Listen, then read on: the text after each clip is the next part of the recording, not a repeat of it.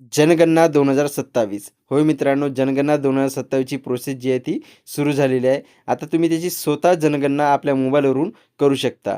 त्याची प्रोसेस 1 मे 2026 ते 15 मे 2026 पर्यंत सुरू राहणार आहे.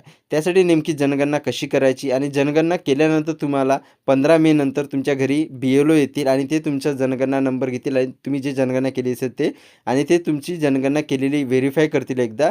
त्यानंतर तुमची जनगणना ही पूर्ण होणार आहे. परंतु तुमची एक चूक तुमची संपूर्ण जनगणना ही चुकू शकते. त्यासाठी मित्रांनो तुम्हाला व्हिडिओ जो आहे तो शेवटपर्यंत बघावा लागेल. तुम्ही कोणतीही चूक न करता याची संपूर्ण प्रोसेस आज तुम्हाला या व्हिडिओमध्ये मिळणार आहे. ज्या माध्यमातून तुम्ही आपली स्वतःची जनगणना स्वतः घरबसल्या आपल्या मोबाईलवरून ए टू झेड प्रोसेस तुम्ही करू शकता. नेमकं त्यासाठी काय-काय लागतात, म्हणजे कोणते प्रश्न विचारले जातात आणि त्यासाठी तुम्हाला नेमकं कोणकोणती माहिती त्यामध्ये भरावी लागणार आहे, याची अधिकृत वेबसाईट काय आहे, या संपूर्ण प्रोसेस तुम्हाला लाईव्ह बघायला मिळणार आहे. त्यासाठी मित्रांनो तुम्हाला व्हिडिओ जो आहे तो शेवटपर्यंत बघावा लागेल. तर नमस्कार मंडळी, मी रोशन भावने. आज आपण बघणार आहोत 2027 ची जनगणना नेमकी कशी करायची, ए टू झेड प्रोसेस लाईव्हमध्ये. तर मित्रांनो तुम्हाला जे डिस्क्रिप्शन बॉक्समध्ये लिंक दिली आहे त्या लिंकवरती क्लिक केल्यानंतर तुम्ही डायरेक्ट या पेजवरती येऊन जा. या पेजवरती आल्यानंतर तुम्हाला असा इंटरफेस येईल. इथे तुम्हाला सर्व तुमचा स्टेट जे आहे ते सिलेक्ट करून घ्या. स्टेट सिलेक्ट केल्यानंतर तुम्हाला खाली इंटर कॅप्चा म्हणून आहे, तिथे तुम्हाला तुमचा जे काही कॅप्चा देण्यात आलेला तो कॅप्चा तिथे तुम्हाला इंटर करायचा आहे. बरोबर कॅप्चा इंटर करून घ्या आणि व्हेरीफायवरती क्लिक करा. व्हेरीफाय प्रोसेसवरती क्लिक केल्यानंतर तुम्हाला असा इंटरफेस येईल वेलकमचा. तर टर्म अँड कंडिशन एकदा वाचून घ्या आणि ओकेवरती क्लिक करा. ओके केल्यानंतर तुम्हाला नेम ऑफ द हाऊस जे काही हेड आहे, जे तुमच्या घरचा प्रमुखाची माहिती इथे तुम्हाला भरायची आहे ते बरोबर एकदा डिसाईड करून घ्या. याच्यानंतर तुम्हाला चेंज करता येणार नाही कोणतेही. त्यांचं नाव तुमचे आई असेल तर आई आणि वडील असेल तर वडील, ते कुटुंब प्रमुखाचं नाव तुम्हाला तिथे इंटर करायचं आहे. त्यांचं पूर्ण नाव तिथे इंटर करून घ्या. त्यानंतर खालती त्यांचा मोबाईल नंबर इंटर करा. मोबाईल नंबरचे काही ऑप्शन आहे त्याच्यामध्ये मोबाईल नंबर इंटर करून घ्या आणि ईमेल आय डीचा ऑप्शन हा ऑप्शनल देण्यात आलेला आहे. तुम्हाला इंटर करायचं असेल इंटर करू शकता, नाही करायचं असेल नाही करू शकत. तुमच्या इच्छेवर आहे तुम्हाला करायचं आहे किंवा नाही. ते तिथे बरोबर तुम्ही इंटर करून घ्या आणि व्हेरीफाय अँड प्रोसेसवरती आता क्लिक करा. त्यानंतर तुमचा एक OTP सेंड झालेला, तुम्ही जो नंबर इंटर केला त्याच्यावरती एक OTP गेला, तो OTP बरोबर इथे इंटर करून घ्या आणि व्हेरीफाय OTP वरती आता तुम्हाला इथे तुमचं लँग्वेज सिलेक्ट करायची आहे. व्हेरीफाय OTP करायच्या अगोदर तुमची लँग्वेज सिलेक्ट करून घ्या, जे आपण नंतर आपल्याला लागणार आहे. मराठी लँग्वेज सिलेक्ट करा आणि व्हेरीफाय OTP वरती क्लिक करा. आता तुम्हाला जर असा एरर आला तर काही घाबरण्याची आवश्यकता नाही. ट्राय अगेनवरती क्लिक करा, तुमचा एरर चालला जाईल. आता तुम्हाला इथे तुमचा जिल्हा निवडायचा आहे. तुम्ही ज्या जिल्ह्याचे असतात तो जिल्हा बरोबर त्या लाईनमधून निवडून घ्या.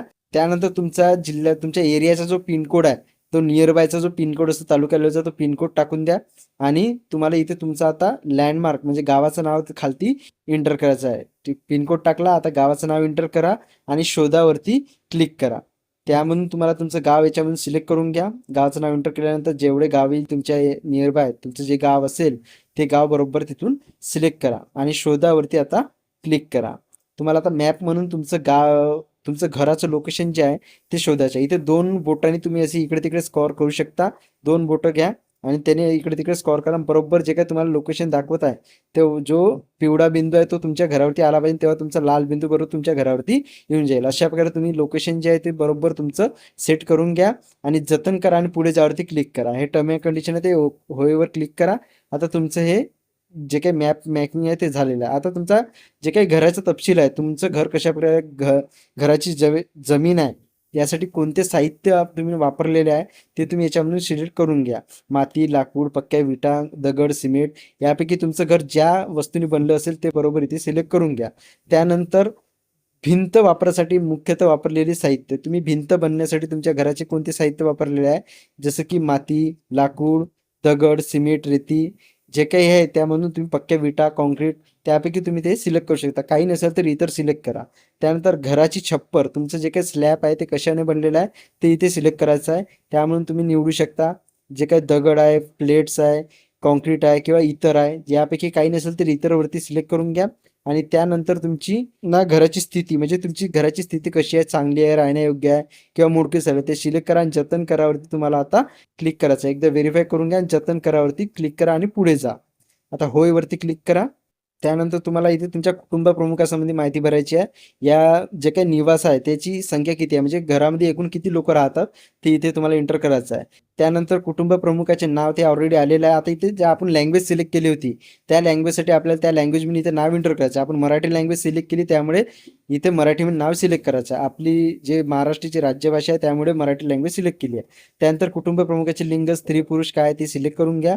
त्यानंतर इथे हे महत्त्वाचा पॉईंट आहे, जर तुम्ही एस सी किंवा एस टी कॅटेगरीमध्ये येत असाल तर इथे तुम्हाला एक PDF देण्यात आलेली आहे. यापैकी तुमची जात कोणती आहे ते जात बघून घ्या आणि तुमचं या लिस्टमध्ये नाव आहे का.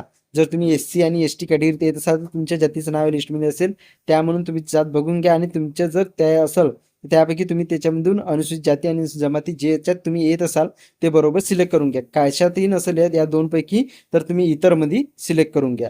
त्यानंतर घराची मालकीची हक्काची स्थिती काय आहे, तुमचं घर हे कोणाचे आहे, स्वतःचं आहे की भाड्यानं राहता, की तुमचं जे काही घर नसलेलं एखाद्या ठिकाणी झोपडी आहे, यापैकी तुम्ही जे असेल ते किंवा इतरवरती सिलेक्ट करू शकता.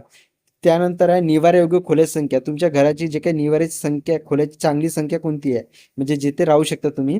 आणि राहत नसलेल्या जे काही तुमच्या कुटुंबामध्ये विवाहित असलेल्या व्यक्तींची जोडप्यांची संख्या तुम्हाला तिथे एंटर करायचं आहे. आता समोर जा. त्यानंतर पिण्याच्या पाण्याचे मुख्य स्रोत काय तुमचे, त्यापैकी तुम्ही पाणी पिण्यासाठी कोणते पाणी वापरता, विहिरीचे वापरता, हँडपंपद्वारे वापरता किंवा नळाचे वापरता किंवा फिल्टरवाले वापरता किंवा नदीचे वापरता, कालव्याचे वापरता, टँकरचे वापरता, यापैकी तुमचं जे असेल ते सिलेक्ट करून घ्या. पिण्याची पाण्याची उपलब्धता तुमच्या परिसरात पिण्याचे पाणी कुठे आहे, जवळ आहे की दूर आहे किंवा परिसरात आहे, परिसराजवळ आहे, यापैकी एक ऑप्शन सिलेक्ट करा. त्यानंतर प्रकाशाचा मुख्य स्रोत काय आहे तुमची, म्हणजे वीज कशापासून येते, तुमच्या इथे सौर ऊर्जा आहे का, वीज आहे, लाईन आहे, कशा आहे. त्यानंतर आहे शौचालयाची उपलब्धता, केवळ कुटुंबाच्या वापरासाठी आहे का, इतर सामाजिक आहे की सार्वजनिक आहे, तुम्ही कोणत्या शौचालयाचा वापर करता.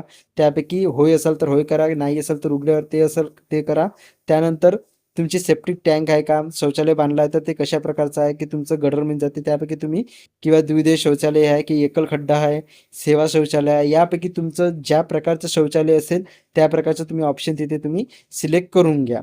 त्यानंतर सांडपाण्याची सोडण्याची जे काही व्यवस्था आहे, म्हणजे तुमच्या जे काही पाणी आहे सांडपाणी ते नालीने जाते किंवा बंद गटारमध्ये जाते, किंवा गटार नसल्या म्हणजे नाल्याच नाही तर तुमचं पाणी उघडं जाते, तर गटार नसल्यास हे ऑप्शन तुम्ही तिथे सिलेक्ट करू शकता. परिसरामध्ये स्नानगृहाची उपलब्धता, तुमच्या घरी बाथरूम आहे का, म्हणजे स्नानगृह आहे का, वॉशरूम, ते तिथे सिलेक्ट करा. त्यानंतर स्वयंपाकघराची उपलब्धता, LPG आणि PNG जोडणी, म्हणजे स्वयंपाकघरामध्ये तुम्ही स्वयंपाक करत असाल तर ते त्याच्यामधलं ऑप्शन तुम्हाला सिलेक्ट करायचं आहे. LPG किंवा PNG म्हणजे गॅस, तुमच्या घरी गॅस असेल तर LPG सिलेक्ट करा आणि नसेल तर नाही सिलेक्ट करा. त्यानंतर घरामध्ये स्वयंपाक केला जातो परंतु स्वयंपाकघरात नाही, याच्यापैकी ऑप्शन असतात ते याच्यापैकी सिलेक्ट करा, नसेल तर काही सिलेक्ट करायची गरज नाही. स्वयंपाकासाठी वापरण्यात येणारे मुख्य इंधन काय आहे, तुमचं इंधन काय आहे, गॅस वापरता, रॉकेल वापरता की वीज वापरता की कोळसा वापरता, यापैकी तुमचं जे असेल ते इथे सौर ऊर्जा वापरता ते सिलेक्ट करून घ्या आणि पुढे जावरती क्लिक करा. त्यानंतर तुम्हाला आता कुटुंबाने धारण केलेली मालमत्ता इथे एंटर करायची आहे. तुमच्या घरी रेडिओ आहे का, रेडिओ असेल तर रेडिओवरती क्लिक करा किंवा मोबाईल असेल तर मोबाईलवरती क्लिक करून घ्या. आणि नसेल काहीच तर नाही वरती तुम्ही क्लिक करू शकता. त्यानंतर दूरचित्रवाणी, म्हणजे तुमच्या घरी TV कशावर बघता तुम्ही, TV आहे का, त्यामध्ये दूरदर्शन निःशुल्क डिश आहे का की केबल जोडणी आहे, यापैकी तुमच्या तिथे जे असेल ते तुम्हाला इथे सिलेक्ट करायचं आहे. त्यानंतर इंटरनेटची उपलब्धता, होय असेल तर होयवरती लॅपटॉप आहे की संगणक आहे की मोबाईल आहे, यापैकी तुम्ही जे असेल ते सिलेक्ट करा, नाही असेल तर नाही सिलेक्ट करा. त्यानंतर तुमच्या इथे लॅपटॉप किंवा संगणक आहे का, होय असेल तर होय करा, नसेल तर नाही करा. त्यानंतर तुमच्या इथं दूरध्वनी मोबाईल फोन आहे का, फक्त लँडलाईन फोन आहे. जर मोबाईल फोन असेल तर मोबाईल सिलेक्ट करा, किंवा इतर मूलभूत फोन असेल तर ते सिलेक्ट करा, किंवा दोन्ही असेल तर दोन्ही सिलेक्ट करा. आणि म्हणजे लँडलाईन आणि फोन दोन्ही असेल तर दोन्ही सिलेक्ट करा.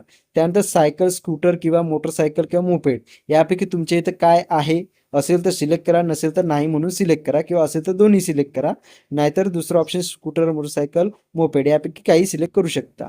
त्यानंतर कार, जीप, व्हॅन, तुमच्या घरी 4 व्हीलर कोणती आहे ते सिलेक्ट करा, असेल तर सिलेक्ट करा, नसेल तर नाही करा. त्यानंतर कुटुंबात सेवन केले जाणारे मुख्य धान्य काय आहे ते सिलेक्ट करा, म्हणजे गहू आहे की तांदूळ आहे, त्यापैकी जे असेल ते, आणि जतन करा, होयवरती क्लिक करा. आता तुम्हाला इथे तुमचं पूर्ण फॉर्मचे जे आहे पुनर्वलोकन एकदा प्रिव्ह्यू करून घ्या, तुमचा फॉर्म बरोबर आहे किंवा नाही, कारण नंतर तुम्हाला एडिट करता येणार नाही. जेव्हा तुमच्या इथं BLO येईल तेच तुमचे जे काही फॉर्म आहे ते एडिट करू शकणार आहे. तुम्हाला याच्यामध्ये आता एकदा जतन केल्यानंतर कोणती एडिट करता येणार नाही. पुष्टी करा आणि सादर करावरती क्लिक करा. त्यानंतर तुमचा फॉर्म जे आहे ते पूर्णपणे संपादित होऊन जाईल, म्हणजे तुमचा फॉर्म पूर्ण फिलअप होऊन जाईल. आता तुम्हाला अंतिम सादर करायचा की होय नाही क्लिक करा, होयवरती. आता तुमचा फॉर्म आहे सादर झालेला. तुमचा जे काय ID देण्यात आलेले आहे SC ID, हे बरोबर तुम्ही स्क्रीनशॉट काढून ठेवून द्या. कारण तुम्हाला समोर हे लागू शकते. जेव्हा तुमच्या घरी बी-पी-ओ येईन त्यांना ते दाखवावं लागेल. लॉग आउट करून घ्या. तुमच्या अशा प्रकारे तुम्ही स्वतः घरबसल्या आपल्या घराची जनगणना, जी आपल्या कुटुंबाची जनगणनेची माहिती आहे ती पूर्णपणे स्वतः आपल्या मोबाईलवरती भरू शकता. जो एस-सी-आय-डी आहे तो बरोबर सेव्ह करून ठेवून द्या. ते तुम्हाला मेसेज किंवा मेलवरती सुद्धा आलेला असेल, तो बरोबर सेव्ह करा. कारण जेव्हा तुमच्या घरी येईन त्यांना ते दाखवावं लागणार आहे. ते तुमचं एकदा व्हेरिफाय करणार आहे. तुम्ही जी माहिती भरली ती बरोबर आहे किंवा नाही. तर ही होती मित्रांनो अतिशय महत्त्वपूर्ण माहिती. तुम्हाला ही माहिती इन्फॉर्मेटिव्ह वाटली असेल तर व्हिडिओला नक्कीच लाईक करा आणि अशाच महत्त्वाच्या माहितीसाठी आपल्या चॅनलला सबस्क्राईब करून बेल आयकॉनला क्लिक करून ठेवा. जेणेकरून अशाच महत्त्वाची माहितीचे अपडेट तुम्हाला वेळेवरती मिळत राहतील. आणि हा व्हिडिओ इतर आपल्या मित्र-मैत्रिणी आणि फॅमिलीसोबत शेअर करायला विसरू नका. जेणेकरून ते सुद्धा स्वतः आपल्या मोबाईलवरून आपली जनगणना जी आहे ती कंप्लीट करू शकेल. चला तर मित्रांनो, भेटूया अशाच एका नवीन माहितीसह नवीन व्हिडिओमध्ये. तोपर्यंत धन्यवाद. जय हिंद, जय महाराष्ट्र.